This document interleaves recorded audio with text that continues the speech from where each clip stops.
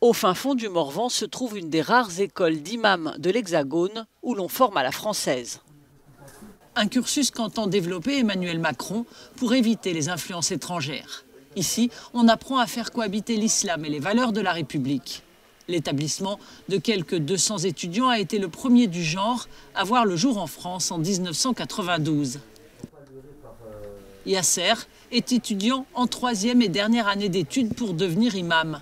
La lutte contre la radicalisation, c'est un sujet crucial pour lui. Juste la liberté s'arrête là où celle des autres commence.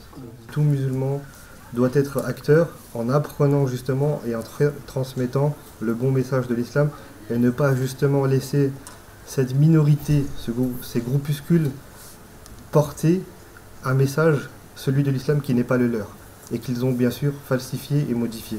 Un imam qui exerce en France doit être formé en France, martèle le doyen de l'école, pour qui les imams étrangers sont en déphasage. 300 imams sont détachés par la Turquie, le Maroc et l'Algérie dans les quelques 2500 mosquées de l'Hexagone.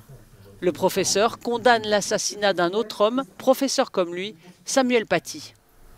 Aucun enseignant doit s'inquiéter en donnant un cours. On répond quand il y a quelque chose qui ne nous plaît pas dans un cours, dans un enseignement, on répond à l'enseignement par un enseignement.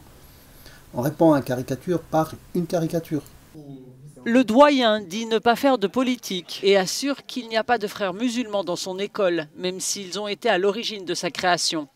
L'école de Saint-Léger de Fougeray est autofinancée à 80-85%, ce à quoi s'ajoutent les dons de mosquées et de pays du Golfe, mais pour ces derniers, pas pour financer le programme pédagogique, dit l'école.